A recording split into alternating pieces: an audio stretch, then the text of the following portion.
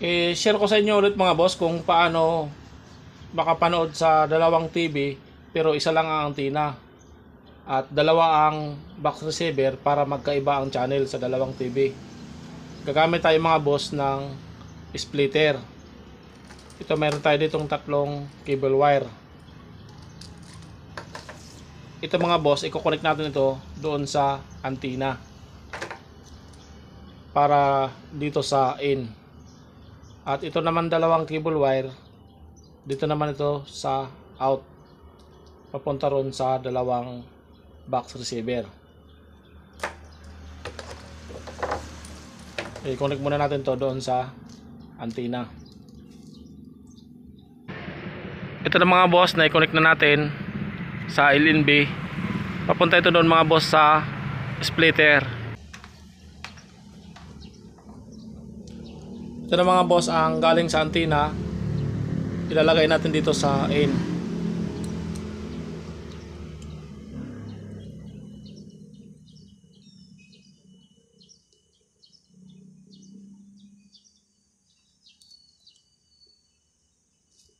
Kasi connect naman natin ito sa out.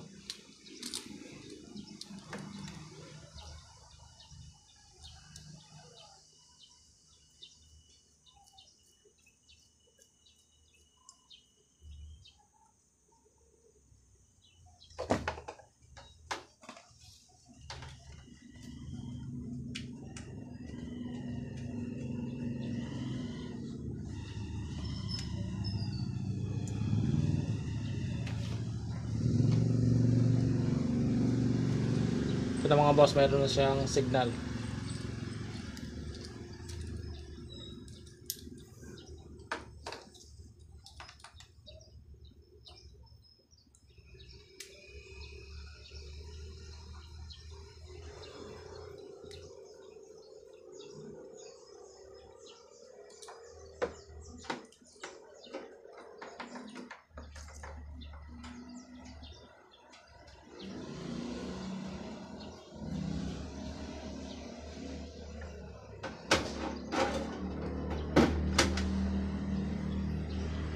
Ayun na po mga boss, connected na ang dalawang TV sa isang antenna. Isa lang ang LNB. Pero dalawa ang TV na pwede magkaiba ang channel. Dito mga boss sa GZHD, mas mataas ang kanyang signal quality. Ay mga boss 91, tapos quality 96. Doon naman 92, ang quality 74.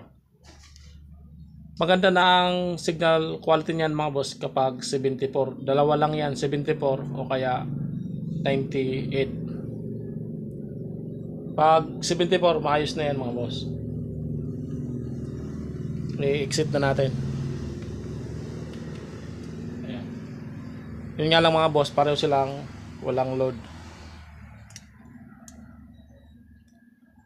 Pero pwede yan magkaiba ang channel.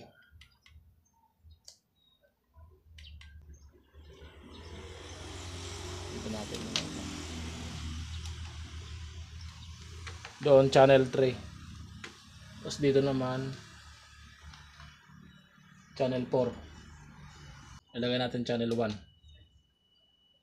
Ayan.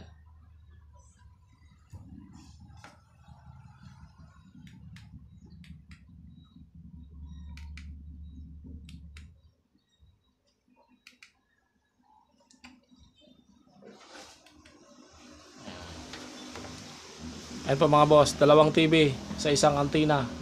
Dito nakikita natin ang percent. Doon naman naka-clear. Yan lang po mga boss, maraming salamat.